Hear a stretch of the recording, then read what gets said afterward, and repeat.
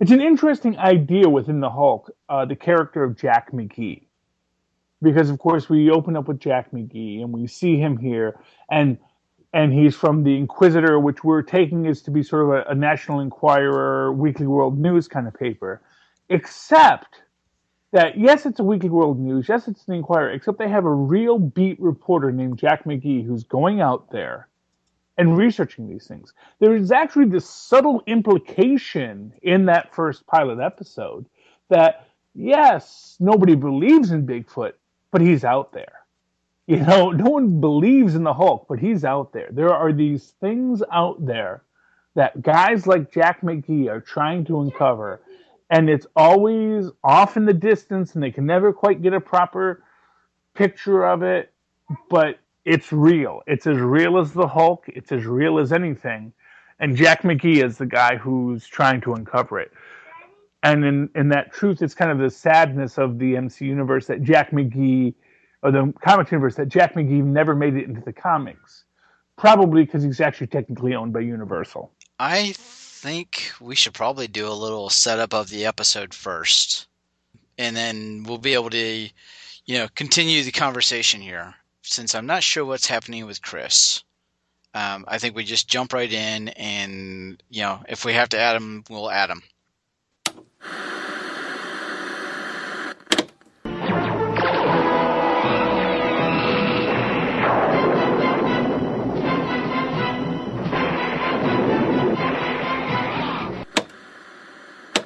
Mr. McGee, don't make me angry. You wouldn't like me when I'm angry. You are about to listen to the Totally Super Awesome 80s Reboot Overdrive podcast.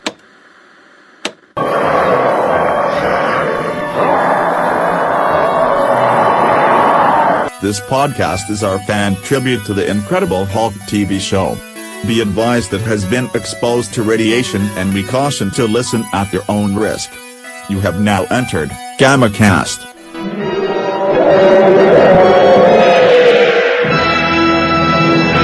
For our listeners, what we're going to be talking about is episode 1 of The Incredible Hulk that's on Netflix. This is not the entire pilot. This is only the first half of the pilot. So it was originally released November 4th, 1977. Director-writer of the episode is Kenneth Johnson. And IMDb has the synopsis as David Banner, a research scientist who's haunted by the death of his wife, whom he couldn't save in a car accident, is researching how to tap the hidden reserves of incredible strength all humans have. While investigating episodes of people who have displayed such strength under times of great stress, he discovers that each one coincided with solar flare spike of gamma radiation.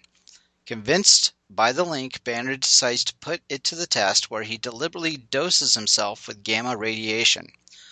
Unknown to him, however, the machine was modified to give a far higher dose than he anticipated. While there's no immediate effect, that soon changes when on the way home he is forced to change a tire in the rain. He injures himself, and the result, anger and frustration, transforms him into a massively powerful green giant, also known as the Hulk. He eventually changes. He eventually changes back, and now he must investigate what did this to him and face the consequences. And Charlie, I gotta tell you, I love the tagline. Within each of off times, there dwells a mighty and raging giant, or fury. Sorry. So that is our setup. That's what we're talking about. I'm Dave, and this is GammaCast, and we have Charlie with us. Hello, Charlie. Yes, sir. You've actually, the listener, you've already joined the conversation in progress because we just could not wait. We should have Chris online, but for some reason, we're not able to get a hold of him. So we are going to just move forward and talk through, because we're excited to just jump right in, because there's so much great stuff to talk about The Incredible Hulk. Charlie, I got to tell you, when I first decided that, we were going to do something like this, I got a little worried because I thought the material would be kind of dated, and it would be maybe not something that would move a little sluggish for me. but all it took was his first transformation, and I'm all in here. I'm excited.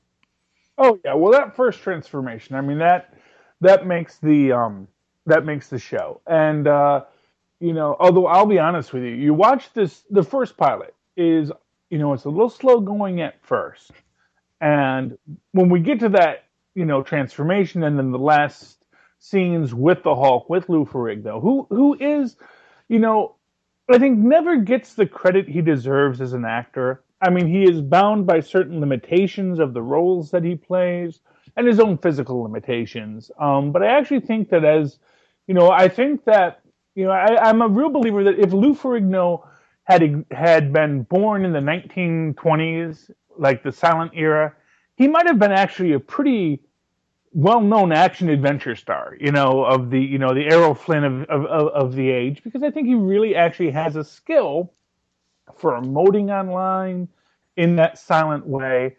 And I think that where he gets tripped up in most of his roles is that he does have a severe hearing impairment, and so he does have a bit of a deaf guy accent, which does hurt him in some of his roles. But actually, I think he's overcome it a lot in a lot of his roles. And I actually think that as the Hulk, it was really a perfect role for him at that time. And when you see him, just to jump to the end of the episode, when you see him, in the scene with the little girl, and of course this is meant incredibly to invoke the Frankenstein little girl scene from the classic Boris Karloff Frankenstein film. Again, I was about to make that same, that same analogy. That's exactly what that scene felt like. Yeah, of course, the difference in that scene from the classic Boris Karloff is that the girl doesn't say, "Oh, hi, giant monster man. How are you?" She goes, "Oh my goodness, it's a freaking monster. Why go away from me, you crazy monster man?" Which is the logical 1970s reaction that a little girl should have when a giant green man with no shirt goes rrr, rrr, rrr, rrr, at you. Yeah, stranger danger. Stranger danger before stranger danger was a thing. So let's give them props for that. They understood. Hey, and of course that is what they very much tried to do here. They really. Which is what I've said before, that, the Incredible Hulk is the start of the MCU, the Marvel Cinematic Universe. Because, of course, very much in this is this idea of how would this thing exist in a real world? And one of the things I really have to say, this is what I loved about this first episode, even though it is a little slow going. They approached the concept of the scientific process really well for an action adventure series about a guy who turns into a giant green troll. Because you have this idea of them doing these interviews and thinking, well, what is the connection? What is the connection? And then doing the genetic tests, going into the nucleus and seeing, oh, there's this mutation in the nucleus. And then, spoilers, if you haven't seen the series yet, you might want to watch it. Spoilers, they see that David Banner has the exact same mutation. So why doesn't David Banner have it? That leads him to this idea of gamma rays, and maybe the gamma rays have influenced it, and then foolishly exposing himself to gamma radiation. Up until the point where this, although honestly, and there are people who will make this point, that scientists have absolutely done the equivalent of exposing themselves to gamma radiation to prove a point in the past. The guy who realized that malaria was caused by mosquitoes actively exposed himself to it just to prove his point. Gave himself malaria. Dr. Walter Reed, of whom the medical center is named, exposed himself to malaria to prove his point as that mosquitoes were causing malaria. This is not unheard of in science. So everyone says, oh, those scientists in these comic books, that's so unbelievable, them exposing themselves to gamma rays and flying into the cosmic rays. Actually, no, that was not without precedent in the scientific community in the past.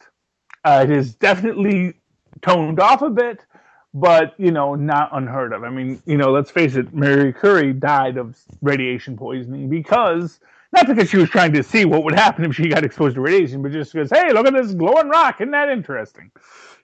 So that is not without precedent. But it was nice to see. and this stretched out scientific process of interviewing people, talking to people, and then all the frustrations and dead ends that they meet while they're working through it. That is a very interesting thing, and that of course, that scientific process forms the most of the bridge of this first episode. I'm wondering. There's something that he was discussing, where he was saying that the human reserve like only uses like 20% of like their potential. I'm wondering how accurate that is as a as a scientific fact. Probably not at all. What's funny is that, and this is where this all gets kind of dated.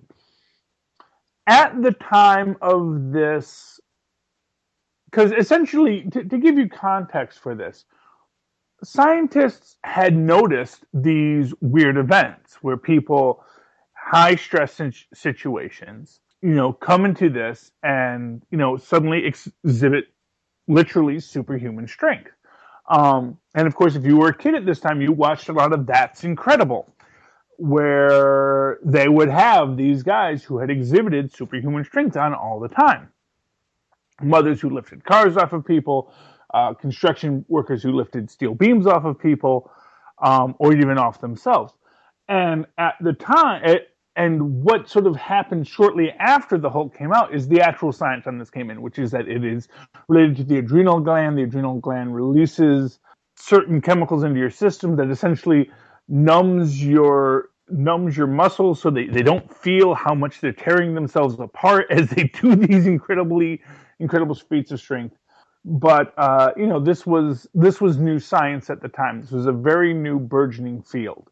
And of course, they don't even mention the adrenal gland in this first episode, which is what is so fascinating to me as kind of both a comic book nerd and a bit of a science nerd myself, is that they never really touch on this, because that wasn't really the science at the time. That was actually brand new.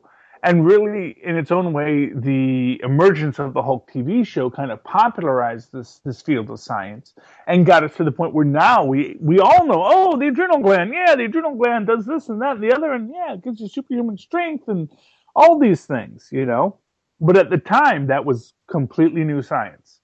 And it's funny, as a person who lived through this era as a young man, a little kid of, this came out in 1977, so I was 3, but that's just when you start watching, TV series really intently. Right. And seeing this evolution of an idea of the adrenal gland and superhuman strength and how that evolves into this idea of superheroes, because of course throughout all of history we've had people knew about, oh, that guy kind of, when you think about like the legend of the berserkers, in ancient Norse, of Viking legend, which were warriors who would just, and to this day people don't really know, were they hopped up on something or was it just all theater? They'd light their cloaks on fire and people would just get freaked out by it, But the idea of just, getting yourself built into this frenzy and exhibiting superhuman capabilities, these were all things that were known to people, throughout history. But at this point in history, we start analyzing and breaking down the legends to get to a point where we can have, oh, here is how the superhero would work, and gets us to any number of cracked articles nowadays about how superheroes don't work. To focus on the episode a bit, I think this first episode really did a good job of setting the stage of, the scientific mind of, the Bill Bixby character, David Banner, and really helping us understand, that as David Banner, he's, going to be, challenged with the physical limitations of a normal man, and I think a lot around the episode was, helping to set up, the motivation behind what David Banner's trying to do, and why things, why he was putting himself in the position here to get him, to get radiated. So I think, as far as the episode goes, and the setup, while you're right, there was, it took a while to get to the payoff, which was him, changing over to the Hulk, which was, the exciting part for, being a comic book nerd and being, the reason for the show, hence the name, The Incredible Hulk. It's not, the David Banner show.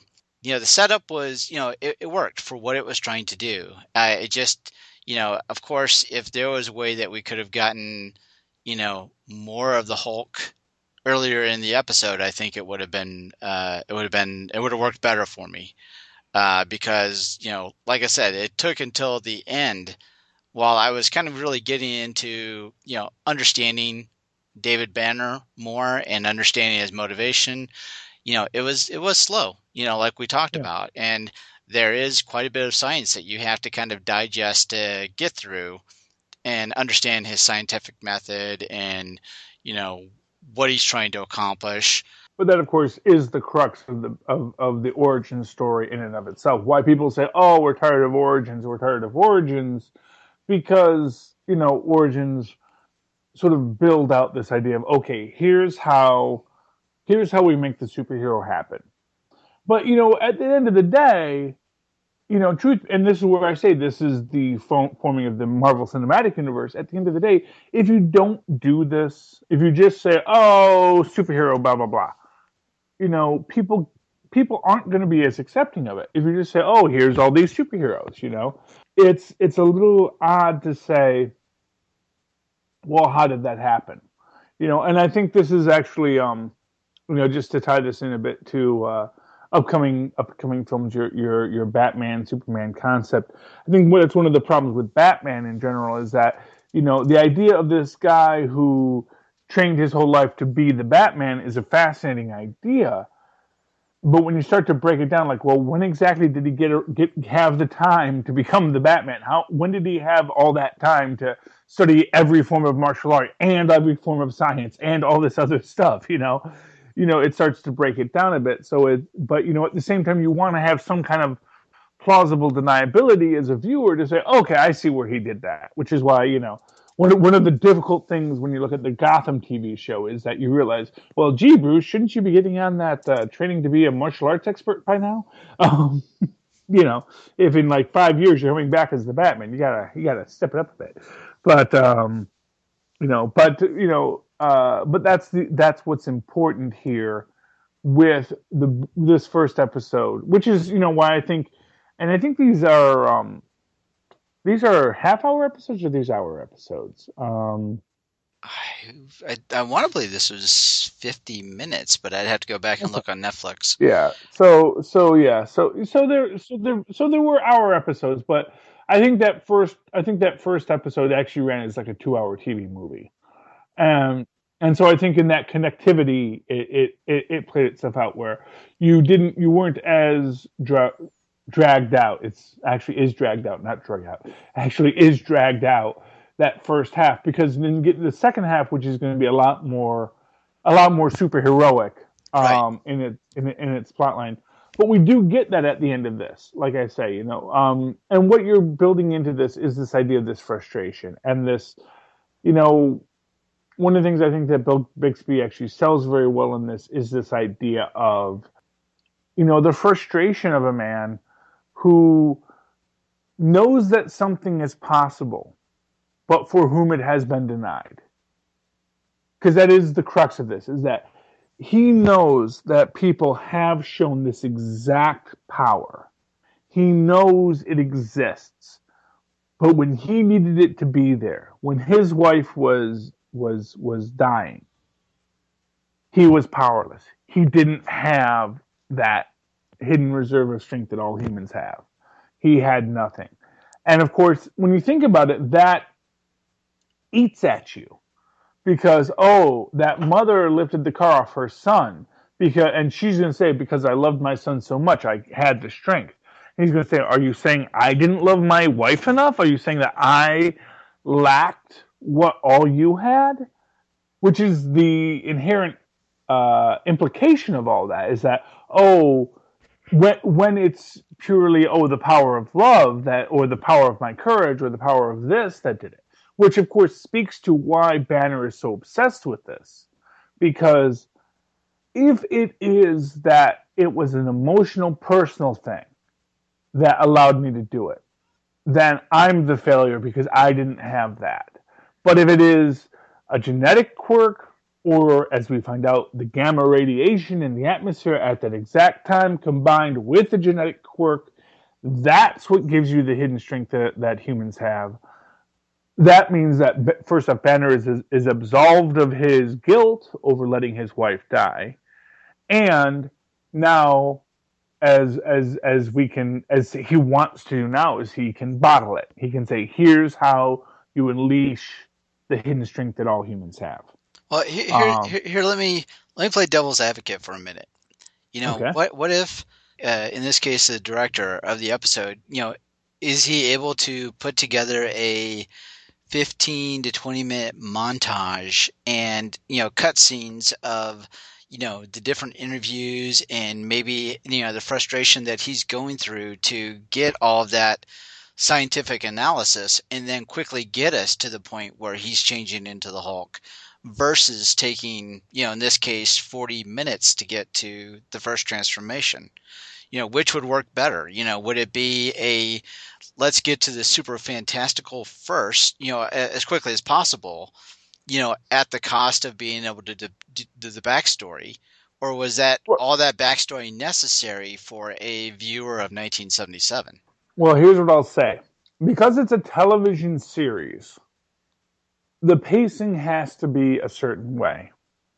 And the way you present the show has to meet certain criteria. And as I said, I believe when this first aired, it aired as a 2-hour TV movie. Right. It was the 2-hour TV movie, Hulk movie, Incredible Hulk movie. And then that led into the hour-long episodic adventure. So from that perspective, you have these 2-hour or 100 or 100 minutes to fill, which is 2 50-minute episodes, 100 minutes to fill of story. And in filling that 100 minutes of story, you are going to, because, and let's be honest here, this is a superheroic film with no supervillains. Correct. And which is not uncommon within the Hulk synopsis. The Hulk, often fought, I won't say always fought, often fought, the army. And so he never really had superheroic foes in many of his adventures. It was always normal humans dealing with the fact that a Hulk existed. And within that concept, for much of the series, I don't think you actually get another superhuman until, I want to say, the third season when you meet the Proto-Hulk. But prior to that, it's always just the Hulk fighting mobsters, the Hulk fighting gangs, the Hulk fighting whatever. It's never really a superhuman smackdown. It's always the Hulk in this real world, which of course leads to our somewhat depowered Hulk, since he never really has to face, anything of equal import or equal power. Yeah, I really think the biggest challenges for physical challenges that he encountered for episode 1 is getting frustrated with the car, obviously, because he couldn't, he was in the rain and got frustrated because he couldn't change the tire. So, he flipped the car over and then he gets shot by the old man. So, that was kind of really all we got for an actual physical challenge for him. Although I will say this, it is kind of interesting in our modern world to look back and see, the lack of seat belts, the old 4-piece jacks, instead of our modern screw jacks. It's all these things that it's like, oh, I remember those. I remember a 4-hole lug wrench, or three socket lug wrench. Yeah, I remember those, and that was standard, man. That was back in the day. But yeah, but that's the thing. But so they have to fill the story with something, and what they did not want, I think, and I think what you said is right. That you're dealing with a 1970s audience. for whom a lot of these things are new ideas. Like I said, they never even mention the adrenal gland in there, and that is something that is sort of just so common knowledge now. You really don't even have to mention it now. It's like, oh, adrenal glands, we all know about them. Right. But they don't even mention it here because that wasn't common knowledge, and that wasn't even where they went with the story. I mean, now of course, when you do the Hulk story, someone always mentions adrenal glands because, oh yeah, that's what makes you strong. But So do you think that they got too scientific with this episode? no, I think they got exactly how scientific they needed to be. And like I said, got to remember when you look at any point, this is what I always say, it's like Natty Bumppo. If you ever read any of the Leatherstocking Tales, of which The Last of the Mohicans is the most famous, but there's several other books with Natty Bumppo, and who is Hawkeye. That's his actual name is Natty Bumppo, which is why he goes by Hawkeye. Any of these books, they are. So we're not talking about MASH here. No, sorry. Go ahead. We're talking about the actual book from which the character of Hawkeye comes. No, he is a sort of frontiersman in the early, like late 1700s, early 1800s, and written. I want to say this was Nathaniel Hawthorne wrote these books, and these are big, thick, dense books that are filled with lavish descriptions of the landscapes in which they take. What's interesting is that when you read them now, they're good books. They're solid, great books. They're some of the great bits of American literature, but they are so dense to read.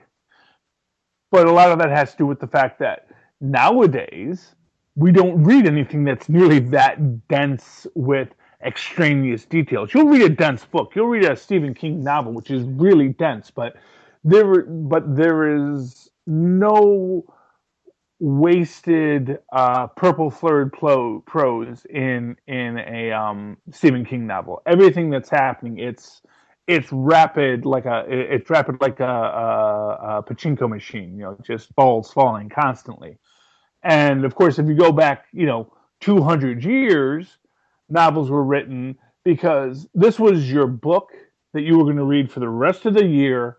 And you spent a week's wages on this book. You wanted to get a week's worth of entertainment in this book, and so are you saying that this episode of the Hulk did that for you, where it fulfilled what it needed to?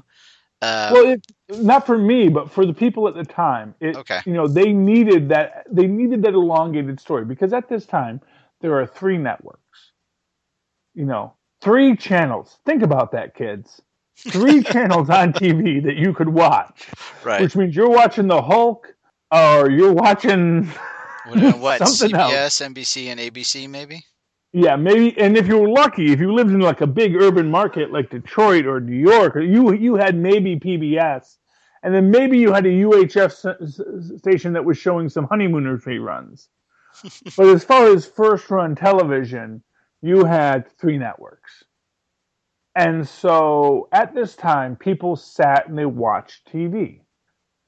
And if you're going to sit and watch TV and not change the channel, because you had to get up and walk all the way over to change those channels, which we joke about now, but back then, if you lived in that day, what a long walk that was. And how bad something. Well, that's why you had kids. You had a kid that was near the TV that didn't actually sit down on the couch because they're laying in front of the TV, and they were the closest. So it was just a matter of barking the order, and they were your remote control. Yes, I was that remote control for much of my life. But the point is that so in this period, people wanted a lot of depth and a lot of exposition. So like let's say if you did an Incredible Hulk on Netflix and you wanted to do it, in this style. Yeah, you would do a 15-minute montage, get to the Hulk, and then, introduce the villain, But of course, that's kind of the interesting thing about this series of the Hulk is there is no villain. Right. There is no villain in the Hulk. The Hulk is purely man versus himself. The scientist versus what he has unleashed within himself. And that is, that is interesting in its own right. I don't know if you could make an Incredible Hulk series like this nowadays.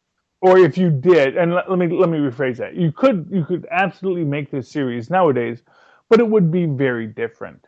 Not the least of which is that you would need an overarching story, because that's what televisions do now, is they have an overarching story that lasts several episodes, where you're moving towards something, rather than simply being, which is kind of its own unique thing, is that every episode of the Hulk very much is its own battle episode, based on this early concept of television of the road trip series, where whether you're the fugitive or you're just the guys on Route 66, or to go back a little further, you're the millionaire, you're a guy who goes from town to town solving problems. Kung fu.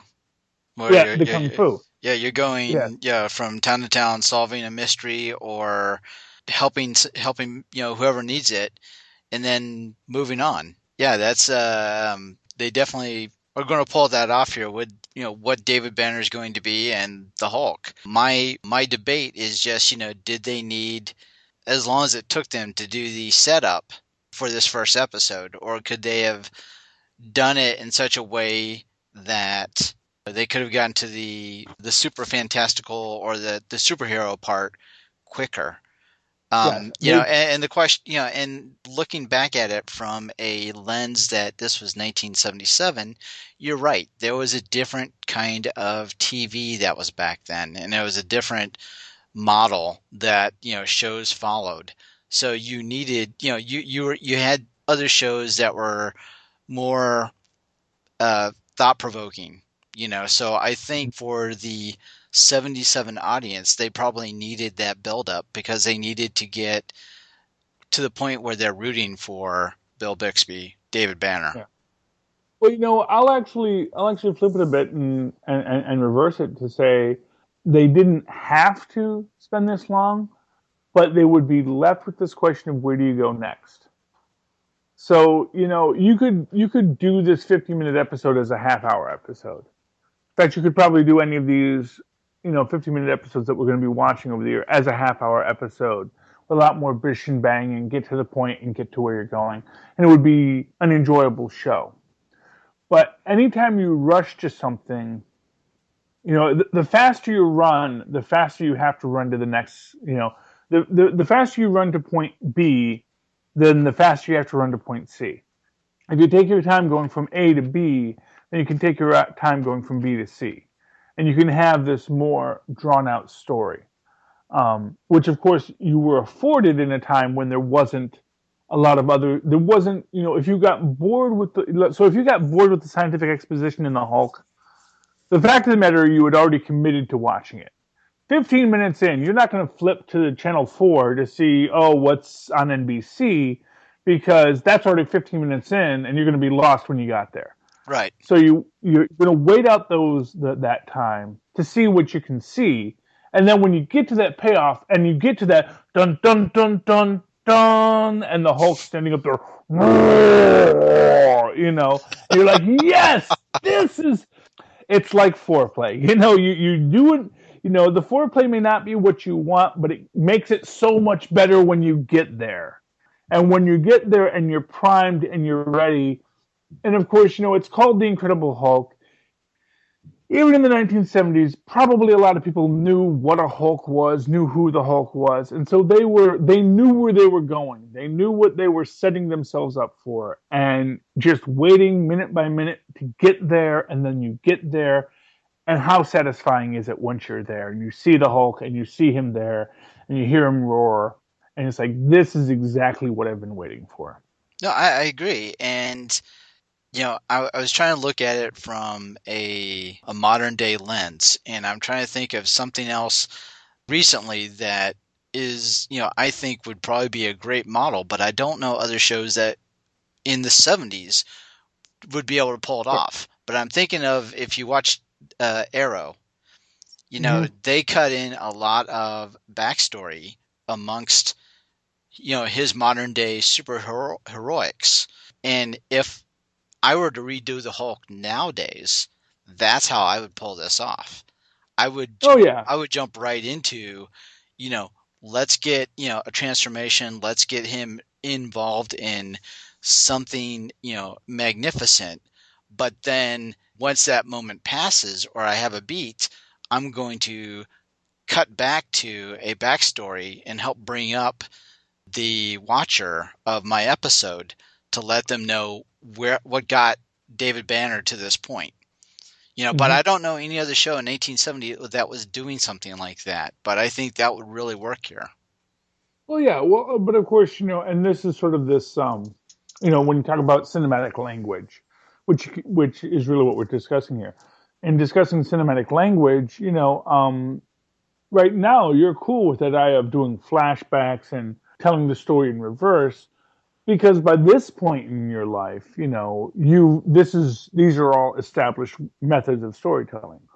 In the 1970s, that wasn't as established, and from their perspective, it's like, we're already taking a risk. We're telling a story about a guy who turns into a giant green monster. Right. Do we really want? They're already out on a limb as it was. Exactly. And So if they were to break the mold with the storytelling model, you're right. That would go probably really past the comfort zone of even the people that were producing the show, I would assume. They would yeah, probably be looking at it going, I don't know about this yeah. because Well, you're jumping exactly. all over the place.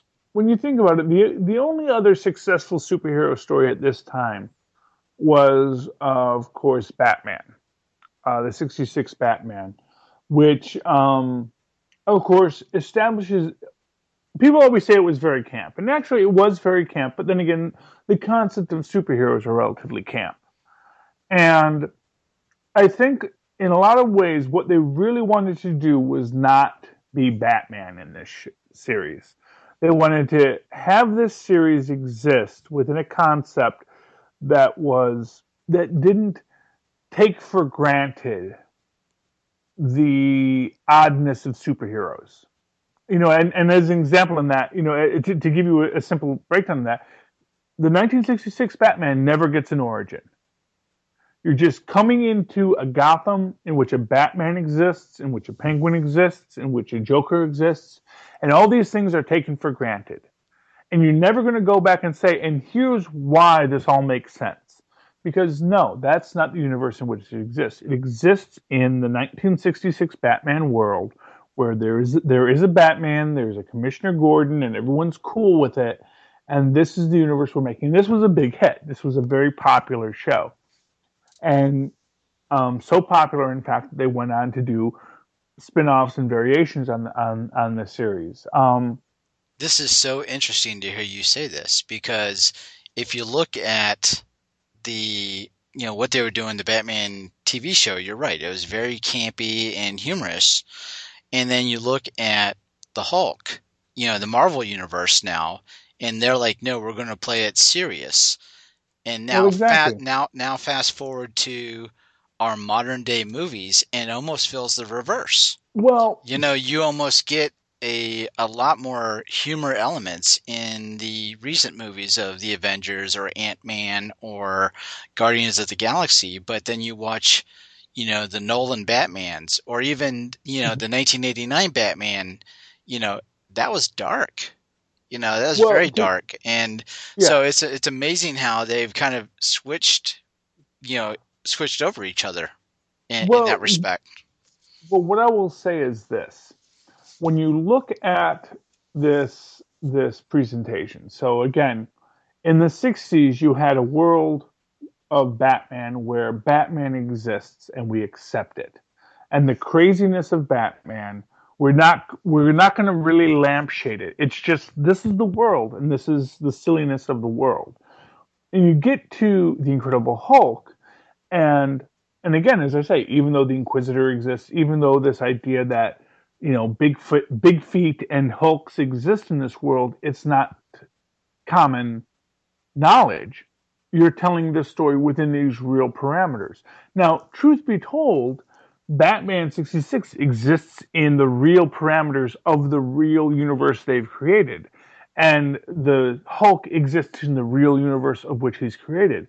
But if you think about the idea of a universe in which you create superheroes, once you've crossed that line into the fantastical, if you want to be real, then the ludicrousness of the fantastical becomes obvious. And you've never gotten to a point where it's become sort of late first series Doctor Who campy, where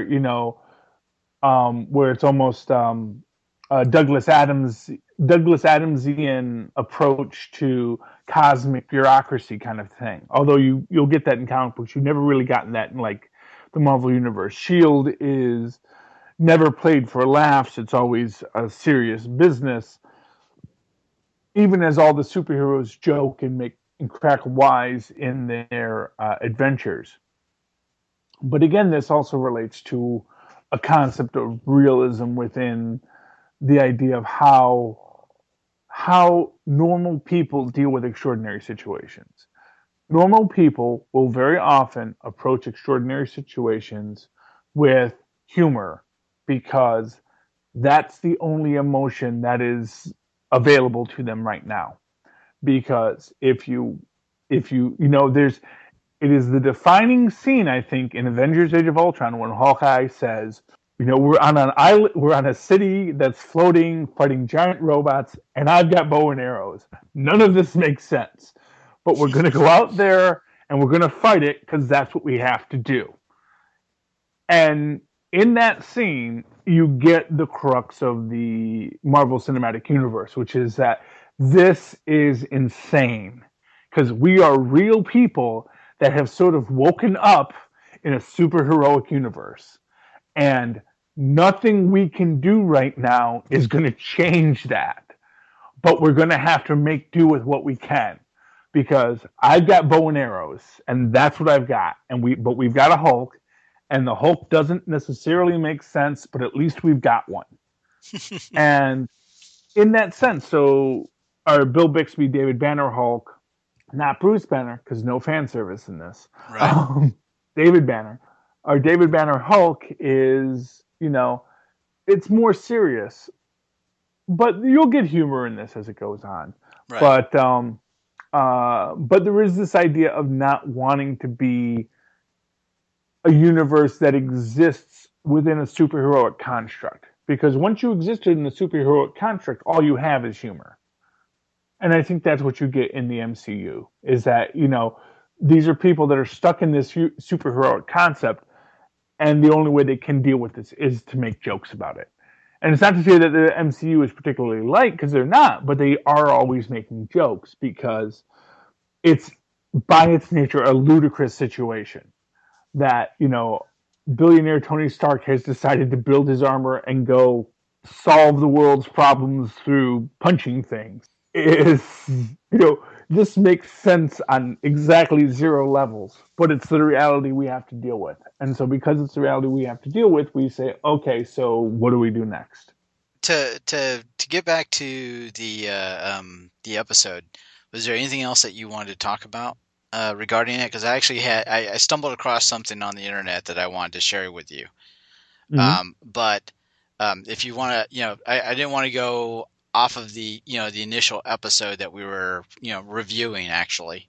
So is there anything else there that we missed that you want to make sure we cover?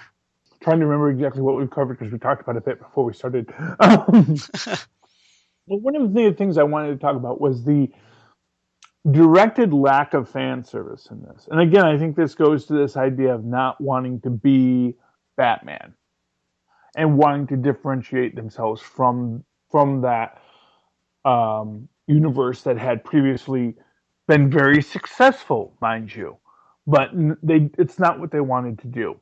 And I made this. We were talking about earlier was that all of the equipment has been souped up by one of the lab techs there, and at first when we were talking about it, I had to go back and rewatch it to see what did they call him, because in my mind, in my fan service mind, I said, oh, I bet his name was Rick. Let me go back and check, because of course Rick Jones is the guy who causes the Hulk to come into existence through a mistake. And wouldn't that be funny if that's how they tie in that fan service? Now, of course, it's not Rick. It's not Rick. It's Ben. He's just a guy named Ben, and they intentionally don't do fan service. He's named David Banner because the producer of the show decided that Bruce was too effeminate of a name, which leads to all kind of ironic twists historically, because of course at that same time the world's greatest athlete, the guy on the face of the Wheaties box, was Bruce Jenner. So Bruce really wasn't an effeminate name, though of course now I guess it leads to all kinds of that's a discussions. whole different topic. Exactly. Yeah. But at the same time, Bruce Banner in the comic, his name is actually Robert Bruce Banner, because Stanley could never remember what he named his character. And so after like this first issue, they started calling him Bob Banner. So they came up with this idea that his name was actually Robert Bruce Banner or Bruce Robert Banner. So they could have actually called him Bob Banner, which is a nice masculine name, but they went with David Banner. Again, I think expressly to avoid fan service, to avoid making this a show about a comic book character and more a show about what they wanted to be about, which was a scientist dealing with something he had created, which of course ties into, if you actually want to get back into the comic book concept, something very deep to the whole concept, which is this idea of a scientist who didn't think about what he was doing when he's doing it. In the comic book, Bruce Banner builds a gamma bomb, the most destructive thing ever created. Not necessarily because he wanted to kill people. He didn't want to kill people, but he wanted to see what he could do. He wanted to find out what the answer was to the universe that he existed in, and could this be done? And he did it. And then after he unleashes it, and more to the point, after he unleashes the Hulk, on one level, which is something we'll see later on, he wants to put the genie back in the bottle. But at the same time, you can't put the genie back in the bottle. The genie is out. We've detonated the gamma bomb. We've detonated the atom bomb. We've detonated whatever we're going to detonate. And now we've got to deal with the universe as it exists. And that's where we find ourselves. And that's the story they wanted to tell. They wanted to tell that story of the man who built the bomb, except they didn't have him build a bomb. They had himself become the bomb, which of course is tied into the basic Hulk concept itself, is that the Hulk is the gamma bomb personified, but rather than being this bomb that's now in other people's hands, it's in his own hands, but he still can't control it. It's something he becomes, and he becomes this destructive force of this bomb that he created that is out there in the world, and he can't control it, and he doesn't know how to. And of course, in the comic books, this comes into an existence where it's always, how can I harness the strength of the Hulk but maintain my mind? And of course, as we'll see later in the next episode, there's a bit of this kind of concept of, we can't just turn this off. We've got to find a way to harness this, to make this what we want it, to make this useful, because I don't want to turn my back on this science I've created. Oh, thank you for the spoiler moment. Oh, well, it's not quite a spoiler. No, I'm just kidding. We're not going to worry about spoilers for our show. So that's out since 1977. I don't think we're going to worry about spoilers. Okay, yeah. So yeah, I hear what you're saying. But what I wanted to share with you is something I came across on the internet today, and because I was looking at just kind of seeing what kind of interviews or things that I could find that the stars had partaked of when they were helping to promote the Incredible Hulk. And what I came across was actually really a fun watch if you're a fan of a PBS, Mr. Rogers. And there's an actual episode where Mr. Rogers and Mr. McFeely visit the set of the Incredible Hulk. They did this in February of 1980. And the premise is that Mr. Rogers is on the set. And first he, talks to Bill Bixby. And the Bill Bixby is spending so much time trying to emphasize to the the audience of Mr. Rogers about make believe and how to when he changes into the or he gets angry, he doesn't actually change into the Hulk. It's all make believe. So he goes over and over to make sure that that point is abundantly clear. And they even go so far as to show Lou Ferrigno, first doing an action sequence. In this case, it was on set, it was on a plane. But then there was another sequence where they show him going through the makeup process. And once again, reemphasizing the point, it's all make believe. These guys are just actors. So it just seemed like it was just a fun watch because, of how Mr. Rogers is and Mr. McFeely, and how they're, how gentle they are. And they're on this set of The Incredible Hulk and, just trying really hard to drive home that point of the difference between make believe and, how the actors really don't, get angry and flip over cars, for instance. Mm-hmm. So it was just, it's on YouTube. I'm going to, for our listeners, what I'll do is I'll end up, posting the links to it, on the 80s Reboot Overdrive Facebook page because I just came across it and I thought they were cool moments to share. No, I actually think I remember seeing that episode when I was a kid. Because I was right about, maybe a little old for it, but I still watched Mr. Rogers probably later than I should have. But yeah, I mean, it is all make believe. And that is of course the what makes it interesting. If superheroes were real, they would be a far more frightening and probably a far sadder idea. Right. And maybe that's sort of DC's concept with their movies is that no, this is all very sad and unfortunate. It's like, yeah, but that's not what we go to movies about superheroes for. No one cares that Superman is sad, which is probably sad in its own right that no one cares that Superman is sad. No one cares about billionaire Tony Stark's problems, because he's billionaire Tony Stark. Yeah, cry me a river with all your money. Exactly, But no, I care. Come on. Yeah, we all care. But of course, I mean, I think that's one of the things that we try to do in this series is to say, Bruce Banner, or David Banner, really had an issue here. He had lost his wife. He was very sad and blamed himself because he could not access the strength. And in his effort to prove himself not culpable of the death of his wife, to say it wasn't my fault, it wasn't, it was these other factors. It wasn't that I didn't love my wife enough to lift the car. It's that it was never about how much I emotionally felt. It was about some other factor. And in doing that, in trying to prove, in sort of the narcissistic quality of it, in trying to prove himself right, he of course unleashes the Hulk. And in unleashing the Hulk causes its own destruction. That is just a fantastic wrap up of the episode. That is just giving me tons to think about.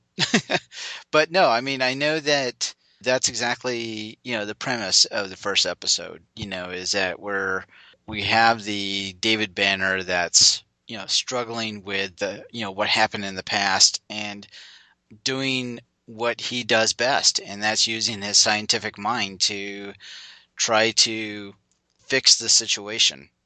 And so this is his attempt, but obviously being, a superhero story, then you need to have that fantastical element of something that just isn't what was planned, and something happens to make it bigger than his normal everyday life and problems. Hence the Hulk. Exactly. Now, our next assignment is watching the second part of the pilot episode and then doing this again. Hopefully we get Chris on, and he'll be a regular voice, for GammaCast as we continue. So, Charlie, how do people find you on social media? Well, you can always come to can come to my Facebook page at Charlie Esser, which is associated with my email address, which is superconnectivityblog@gmail.com. That's superconnectivityblog@gmail.com. Feel free to write me there and tell me anything you think about my ideas or your ideas if you want to hear them repeated back to you on the GammaCast. And of course, you can always tweet with me on the Twitters at Charlie Esser. That's CharlieEsser. Look for the 2 E's in the middle for quality. I'm very proud of the fact that I'm the first Charlie Esser on Twitter. Yeah, and just the way you kind of sung out your Twitter handle is just awesome. It's all about branding, man. Just like I do. So what we started doing on 80s Reboot is we actually just started a blog. So if you go to southgatemediagroup.com and you click on the blogs, you'll find the 80s Reboot blog that's in there with all the others. And what we have on there right now is a contest that we have going on for January. And the idea is that our listeners would go in and give us an iTunes review, and our co-hosts are going to be reviewing all the comments that are left. We'll pick the best one, and I have an anime prize pack. So you can go to the blog and get all the details. Even shows you instructions on how to leave a review if you don't know how to do that. And, be creative with it, have fun, but, hopefully you're leaving us a 5-star review. If you want to leave a 1-star, then send those comments to Charlie. But no, but seriously, go have fun with it, be creative. But there's many ways to get a hold of us. There's also the Twitter account, which is at 80s Reboot. You can email us at 80sreboot@gmail.com. We've got facebook.com/80s Reboot, which is our Facebook page. And we're also on Tumblr, which is 80sreboot.tumblr.com. So definitely a lot of ways to get a hold of, well, specifically me. And if there's anything that you have specific to Charlie, if for somehow you didn't get his Twitter handle before, I'm sure I'll forward it. But this is our GammaCast, and we are going to continue going through the episodes of The Incredible Hulk in Netflix. So we appreciate you listening and hulking out with us. My big hope is that by the end of this, they will eventually have the trial of the Incredible Hulk and The Incredible Hulk Returns on Netflix, which so far, unfortunately, are not yet there. So, right to Netflix, folks, tell them we need our John Rhys-Davies and our original Daredevil. Yes, we do. And Stan Lee's first cameo in a Marvel production. Oh, is it? Yes, he is in the jury in the dream sequence of the trial of the Incredible Hulk. I did not know that. That is really cool. This is my nerd trivia showing. Yes, it is.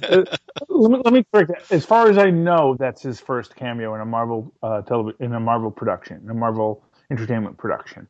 The trial of the yes. What year was that?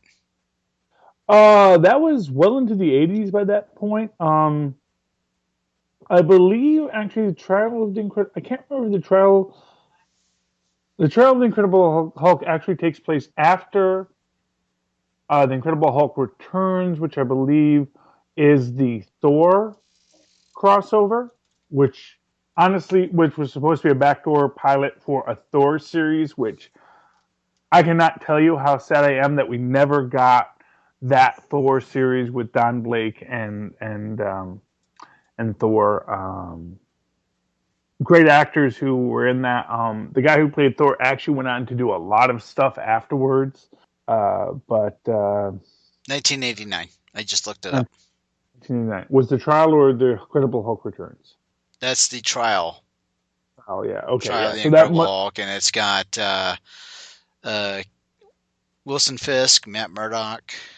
Yeah, John Rhys-Davies as Wilson Fisk, Right. the Kingpin, or as John Rhys-Davies called him in an interview at the time, the Linchpin, because he didn't know he was called the Kingpin.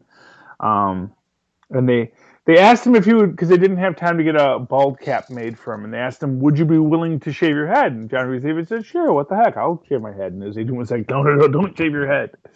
We might have other work for you, John.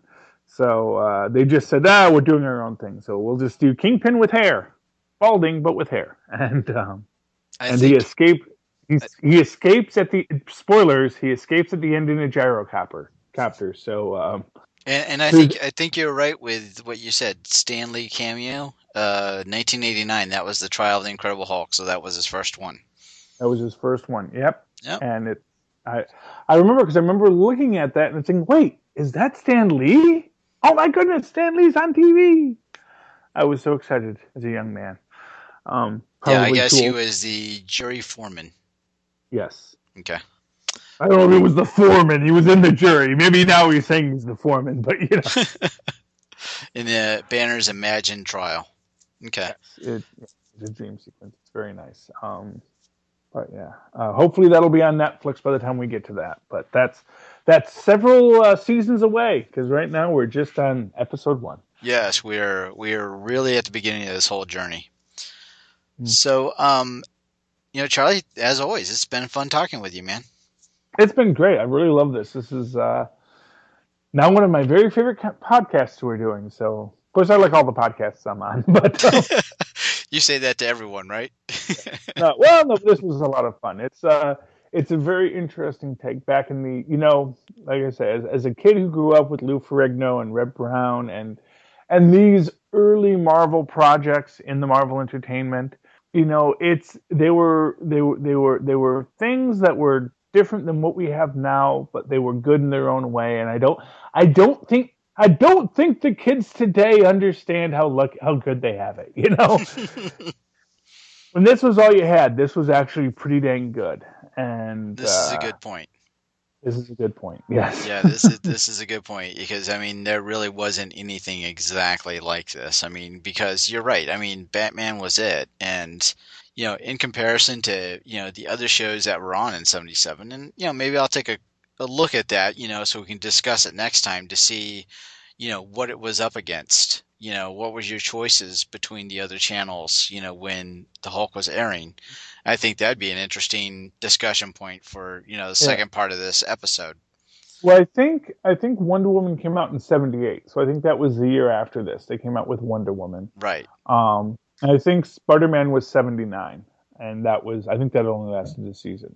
Right. But, and Wonder Woman tries to split the difference, I think, between what the Hulk was doing with drama and with what Batman did with camp. And I think that Wonder Woman with Linda Carter, of course, really, honestly, if you ever want to do that series, talking about that, I'm always down for Linda Carter. So, I don't even know if that one's on Netflix or not. That was kind of the general rule, was looking for an 80s TV show that was on Netflix. No, I don't think Linda Carter is on Netflix right now. Yeah. But she is airing on MeTV in New Jersey, so which is a cable channel we have here. So right. I can catch up on all those. They're doing a bunch of old shows on that right now. Although oddly enough, not the Incredible Hulk. They have Batman, they have Wonder Woman, and they have Star Trek. And then they have Svengoolie on Saturday nights, which is always fun. A lot of good retro stuff there. That's awesome. Yes. Okay. All right, Charlie. You have a good night. You have a good night too, man. I'll talk to you next week. Yep. Bye. Bye. We hope you've enjoyed this show. This podcast is part of the 80s Reboot Overdrive channel on Southgate Media Group. You can follow us on Facebook on the 80s Reboot group page. We're also on Twitter and Tumblr at 80s Reboot. We invite you to check out all the wonderful podcasts and blogs available at southgatemediagroup.com. And thank you for reliving the 80s.